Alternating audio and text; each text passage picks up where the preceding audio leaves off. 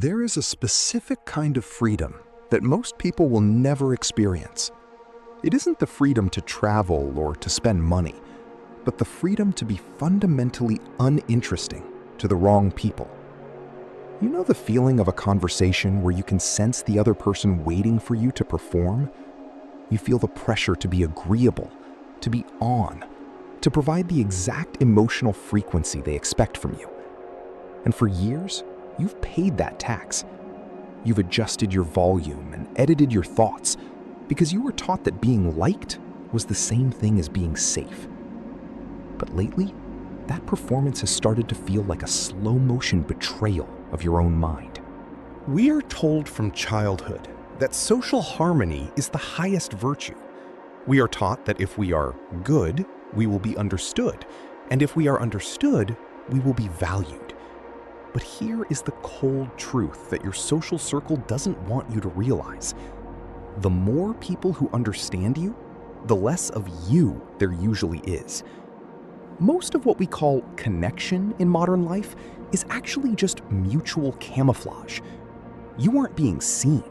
You are being processed through a filter of what is convenient for others to believe about you.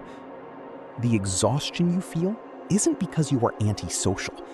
It's because you are tired of being a character in everyone else's story.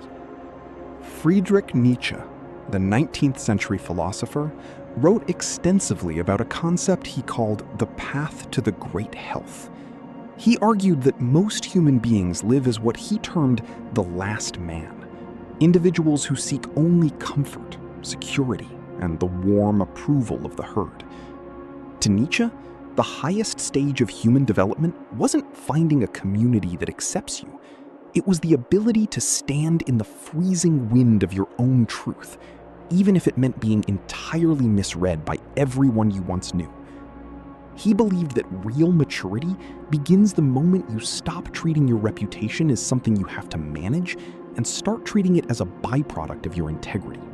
The first shift occurs when you realize that an explanation is often just a plea for permission.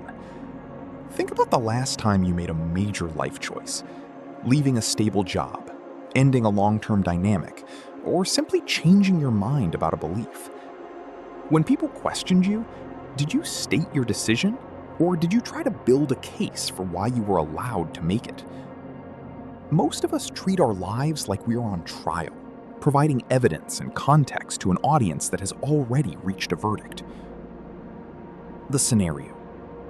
You're at a family gathering. A relative asks why you've been so quiet or why you've changed your lifestyle. The old you would have spent 30 minutes trying to make them see your perspective. The mature you simply says, "I'm focused on a different set of priorities now," and lets the silence that follows exist. You aren't being rude. You are being clear. You've realized that their confusion is a them problem, not a you task. Domination is not found in winning the debate. It is found in refusing to enter the courtroom. The second realization is that your availability determines your value in the eyes of the collective. When you are always reachable, always responsive, and always willing to grab coffee to discuss someone else's crisis, you are training the world to treat your time as a common resource. Scarcity is the only thing the human brain respects. By being everywhere, you become invisible. The scenario. A colleague texts you after hours with a quick question that is actually a demand for your emotional labor. You see it, but you don't respond. 3 hours later, you still haven't responded. They might feel a flicker of irritation or assume you're being difficult. But notice what happens next time. They think twice before sending that text. They start to respect your boundaries because your boundaries have a cost. You are no longer the reliable one. You are the person who owns their own attention. Your time is not a public utility. It is your only finite capital. Choosing to be mislabeled as cold or distant isn't a sign of a breakdown. In Nietzsche's framework, it is the beginning of the miraculous year. It is the moment you stop leaking your energy into the gaps of other people's expectations.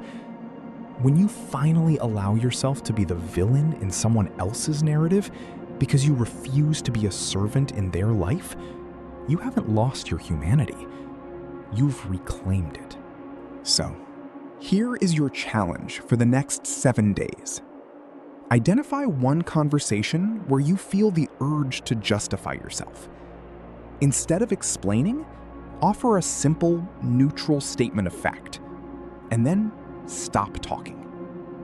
Watch the other person struggle to fill the void. Don't rush to save them from their discomfort. Sit in it. That tension is the sound of your own authority returning.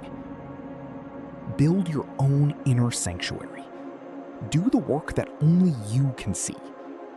The world doesn't need to understand you to be changed by you. Go be sovereign.